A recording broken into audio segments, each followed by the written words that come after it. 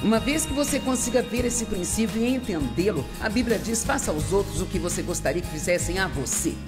Então, você consegue mudar tantas coisas em sua vida que você pode mudar, apenas aprendendo a semear as sementes certas.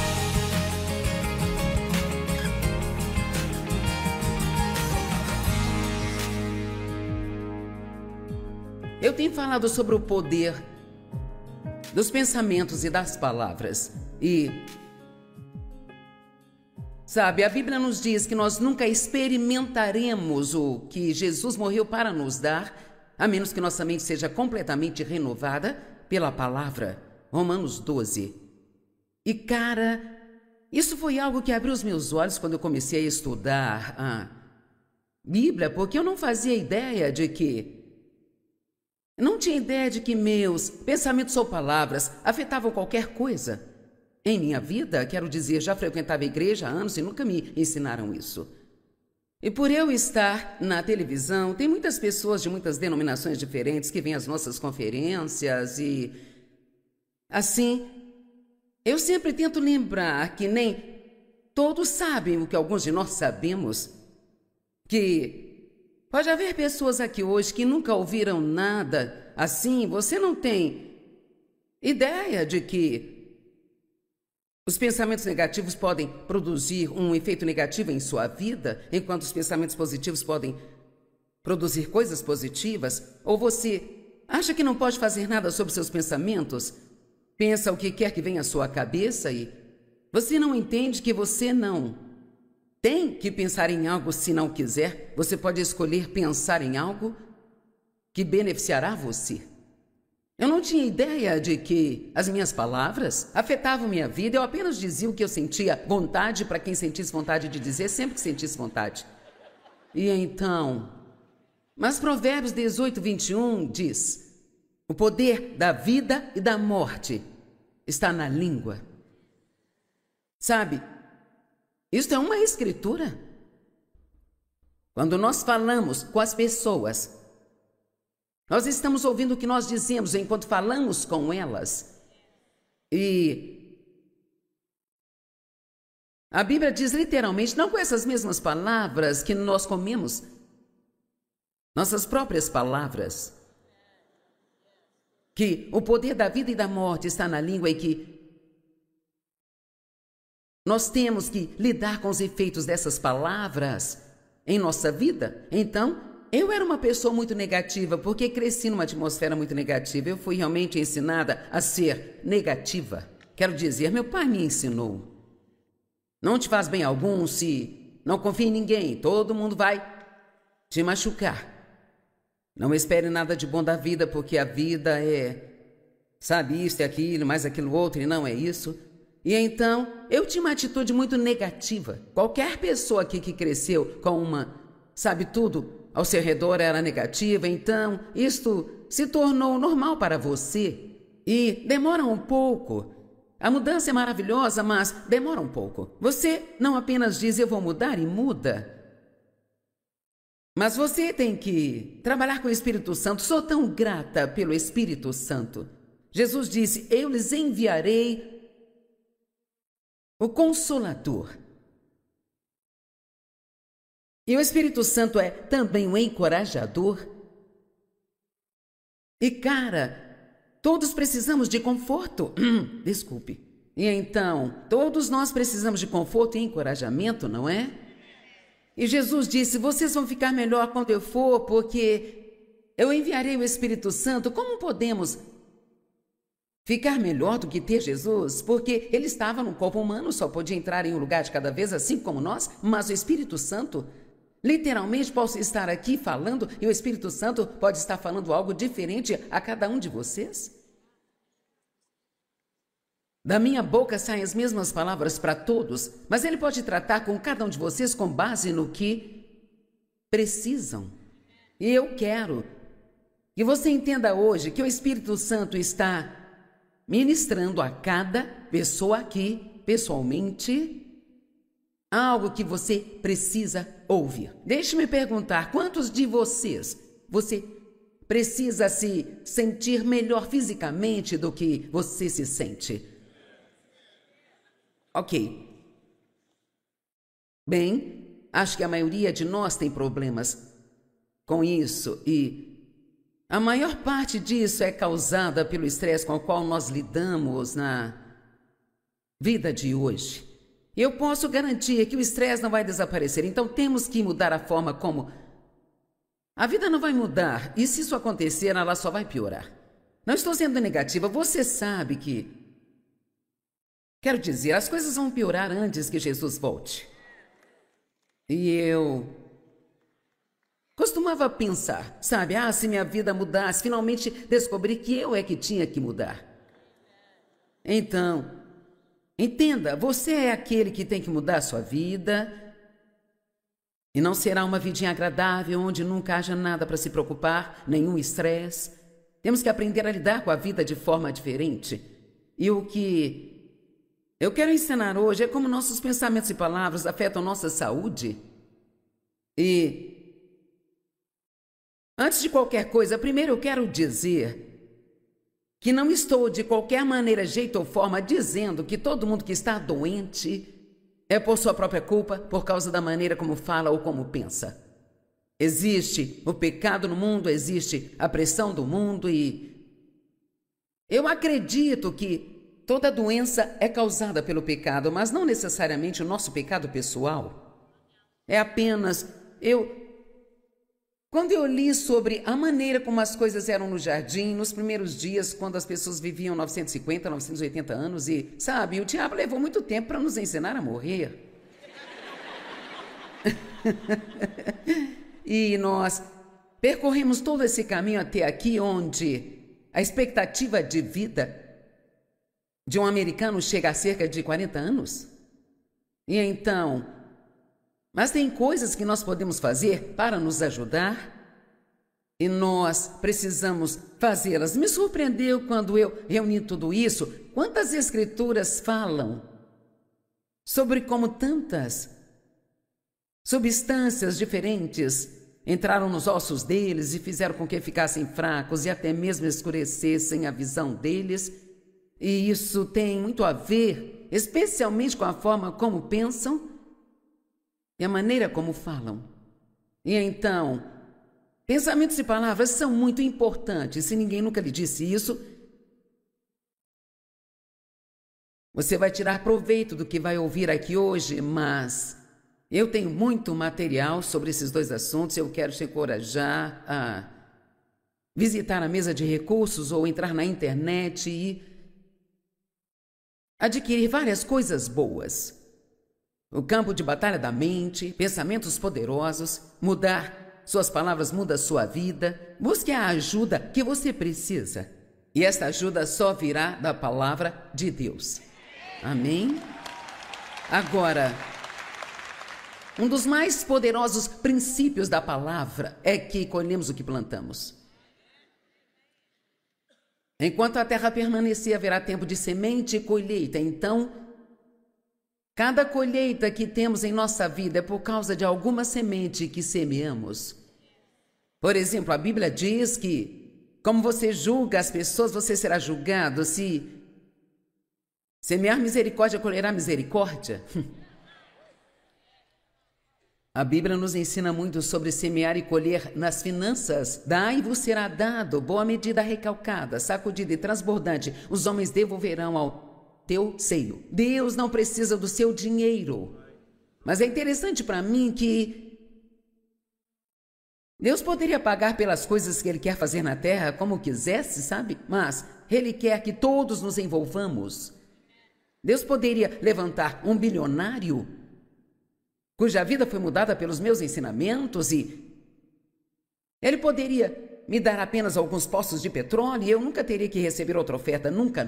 Mas Deus não faz as coisas dessa maneira porque Ele quer que semeemos para que nós colhamos. E você colhe de acordo com a forma como semeia, a atitude com a qual você planta, a quantidade que você dá do que tem. E todo esse princípio de semear e colher está em toda a Bíblia, sabe? E eu vou te dizer por que eu amo isso. Isso pode parecer estranho no começo. Eu sinto que isso me dá uma pequena medida de controle sobre como a minha vida pode ser.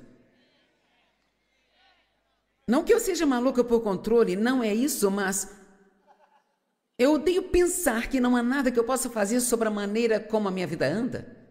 E então, isso me dá uma oportunidade, se eu semear boas sementes, eu tenho uma promessa de que eu terei uma boa colheita na minha vida. Sabe, se quero mais amigos, então eu preciso ser mais amigável. Se eu quero ter mais amor, então eu preciso dar mais amor. Uma vez que você consiga ver esse princípio e entendê-lo, a Bíblia diz: faça aos outros o que você gostaria que fizessem a você. Então, você consegue mudar. Tem muitas coisas em sua vida que você pode mudar. Apenas aprendendo a semear os tipos certos de sementes. E todo pensamento é uma semente. Entenda isso, cada pensamento é uma semente. Nós temos cerca de 6.000 pensamentos por dia. Esses 5.900 deles são negativos. Não é muito difícil dizer por que você teria uma vida ruim. Eu era tão negativa quando comecei a aprender a palavra de Deus. Mas sabe, Deus me mudou e eu não consigo suportar o negativismo. E se Ele conseguiu me mudar, não tem ninguém aqui que Ele não possa mudar também, porque eu era muito negativa. A minha atitude era: se você não esperar que nada de bom aconteça, então não ficará desapontado se não acontecer. Eu percorri todo esse caminho e hoje, todas as manhãs, em minhas orações, eu digo: eu estou esperando que algo de bom aconteça comigo hoje. Eu espero boas notícias. Você não ama boas notícias? Eu amo. Bem, o diabo está em fúria com as notícias. Se não for algo negativo, dizem que nem é notícia, sabe? Mas posso te dizer que existem boas notícias, só precisamos ouvi-las. Deus está fazendo muitas coisas boas na vida das pessoas na terra. Precisamos ter um bom jornal de notícias. E eu não vou começar um. Amém? Gálatas 6:7 diz: não vos deixeis enganar, de Deus não se zomba, pois tudo aquilo que o homem semear, isso ele também vai colher. Se você semear exercício, colherá músculos.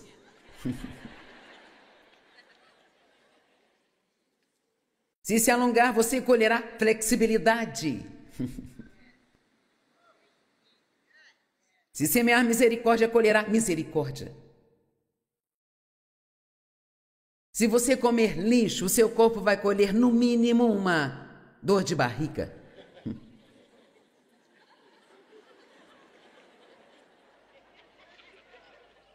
Se você semear com melança, vai ser mais fofo do que você quer ser.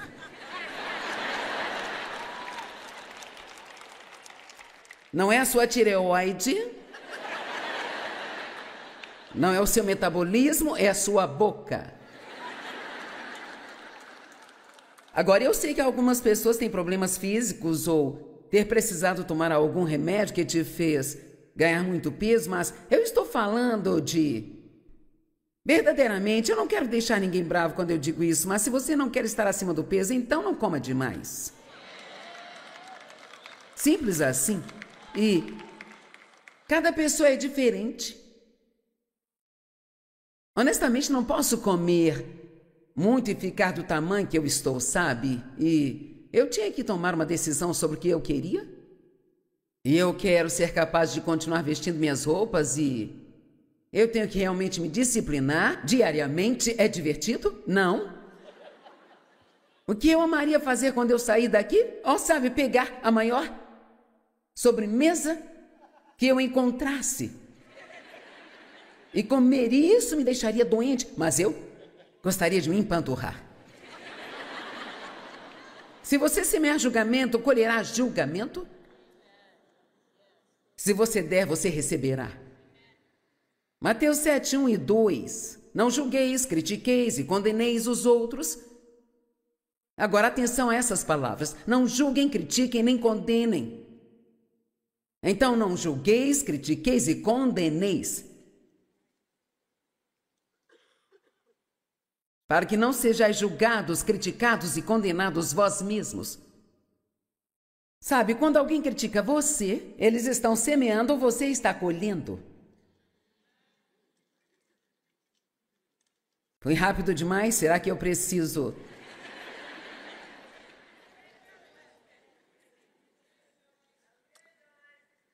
Pois assim como você julgar, criticar e condenar os outros, você será julgado, criticado e condenado, e de acordo com a medida que usar para medir os outros, isso será retribuído a você.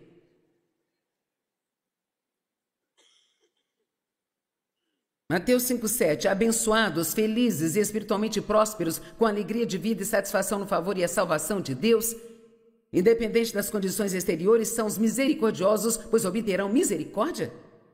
Sabe, tem tantas escrituras que respaldam esse princípio a respeito de semear e colher. O que brota em nossos pensamentos e a atitude do coração aparece em nossos corpos. E lembre-se de que eu não estou dizendo que todo mundo que tem algo de errado fisicamente. Eu machuquei as costas na semana passada e está me incomodando neste fim de semana. Eu estou colocando gelo entre as reuniões. Eu não sei de nada que eu tenha feito exceto ter ido para a esteira e ficado muito tempo. E claro, o Dave tentou me advertir. Mas sabe, fiz só 600 metros para começar e eu disse, isso é muito pouco. Então subi lá e fiz quase 2 quilômetros e as minhas costas estão doendo bem. Isto foi um caso de estupidez, sabe? Mas eu sou assim, é tipo assim, eu dou conta disso. De certa forma, isso valeu a pena na minha vida e é uma das razões pelas quais estou aqui, mas ocasionalmente isso me põe em apuros. E sabe, Dave não se sentiu bem ontem, Deus o levantou hoje e isto foi bom. Mas ontem ele estava vendo esportes, então não sei se ele realmente estava doente ou se só queria ver o futebol, mas... Não, ele se sentiu mal, pude ver no rosto dele, mas ele superou isso não muito tempo depois que saí, então...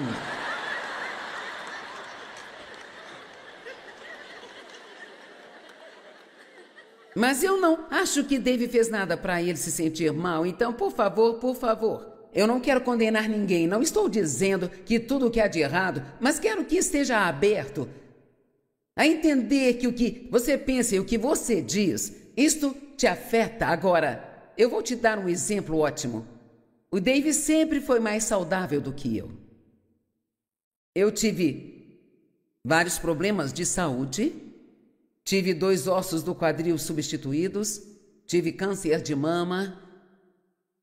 Eu poderia continuar, mas eu fiz uma esterectomia que me trouxe mudança de vida porque eu tinha câncer, não podia tomar hormônios. Então tive momentos terríveis passando por essa mudança de vida. Foi horrível. E pregando o tempo todo, ministrando para outras pessoas. Aqui novamente, Deus nem sempre me livrou, mas me sustentou. Como Dave me perguntou nesta manhã, suas costas doeram enquanto estava pregando? Eu disse não, mas começou no minuto em que eu desci os degraus. É incrível como Deus, Ele sempre me protege quando estou aqui. E eu agradeço a Deus por isso. Mas Dave sempre foi mais saudável do que eu. Mas eu comecei sendo abusada sexualmente pelo meu pai. Isso durou cerca de 15 anos. E isso foi horrível. Não tenho tempo para entrar em detalhes, mas isso acontecia regularmente, toda a semana. E assim eu comecei com o estresse. Quando eu fiz 18 anos, isso apareceu no meu corpo. O estresse pode deixá-lo doente, não importa quanto cristão você seja, o estresse vai adoecê-lo. Amém? E todos sabemos que vivemos em um mundo hoje que é apenas pressão, estresse. Existe muita raiva no trânsito, até mesmo do jeito, a maneira como você tem que se preocupar quando você sai em público agora, isso não existia. Quando Dave era menino, ele disse que se lembra de quando o primeiro jornaleiro foi roubado e que coisa terrível e chocante foi essa situação. Bem, se mascar chiclete foi a pior coisa com a qual você teve problemas na escola há 50 anos, as coisas mudaram drasticamente. Amém? E assim, mas David sempre foi bem fácil de se lidar. E eu fui mais. Ele está sempre lançando seus cuidados, e esta é a sua resposta para tudo. Sei que ele está certo, mas eu vou lá consertar aquilo, sabe? Agora já não sou tão assim mais, eu mudei muito, mas por muitos anos eu fui desse jeito, sabe? Eu era mais tensa, ele dormia melhor do que eu e tudo mais. Então, eu posso ver claramente como o mal viver nos traz doenças.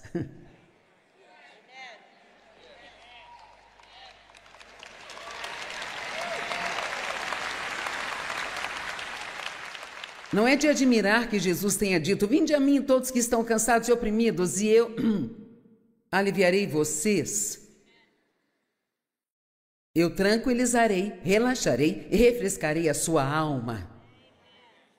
Tomai o meu jugo e aprendei de mim, pois eu sou humilde, manso, gentil e puro, e eu não sou duro, rude, afiado, nem pressiono.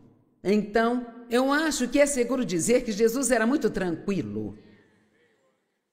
Não consigo imaginá-lo tendo pressa. Você imagina tendo pressa? Eu li um livro muito bom recentemente, e eu sei que se eu ler um livro, você vai ligar para o escritório e perguntar qual era o nome dele, então... Ele se chama... Era um livro sobre não ter pressa. Não me lembro o nome dele. John Mark Comer o escreveu. Então, não ligue para o escritório, não escreva, nem ligue. John Mark Comer, A Eliminação Implacável da Pressa. Um livro muito bom, e uma das coisas que ele disse, uma das principais foi: você não pode ter pressa e andar em amor. E é isso que eu faço, essa é minha oração, meu objetivo. Eu realmente quero, mais do que tudo, andar em amor em todos os momentos, com todas as pessoas. Isso é como... Isso é só o que eu quero. É só isso que eu quero. Eu quero ser uma cristã madura, realmente quero amar as pessoas, porque elas precisam tanto disso. E se você está com pressa o tempo todo, isso não só coloca muito estresse em você, mas vai deixando passar coisas com as quais Deus quer usá-lo. Você nem percebe ou as vê. Alguém pode estar sofrendo ao seu redor, você não presta atenção a isso porque está com muita pressa. E assim, se você quiser aliviar um pouco do estresse em sua vida, apenas diminua a velocidade, apenas desacelere.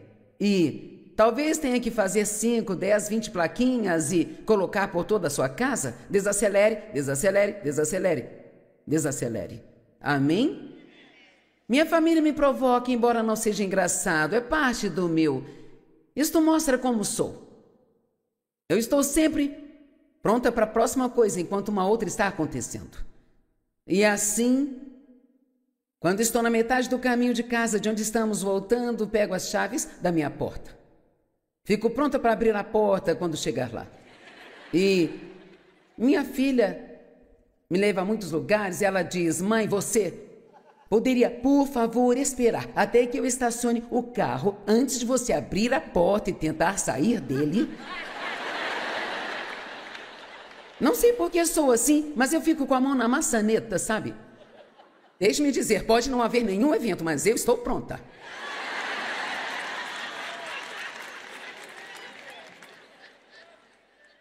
Uma vez eu não estava prestando atenção e nós alugamos carros aqui e ali, e nós temos vários carros brancos, e o carro no qual me levam para casa é um carro branco. E um dia eu saí de um restaurante em Santo Luz e havia um carro branco lá e eu entrei nele.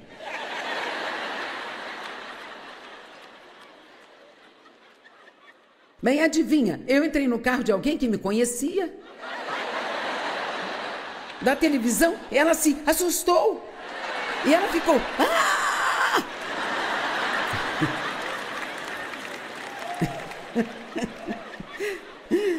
Então, sabe, eu faço essas coisas. Eu gostaria de ter a personalidade do Dave, mas eu não tenho. Eu não tenho. E obrigada. Deus me faz mais parecida com vocês para que possam se identificar comigo. Amém?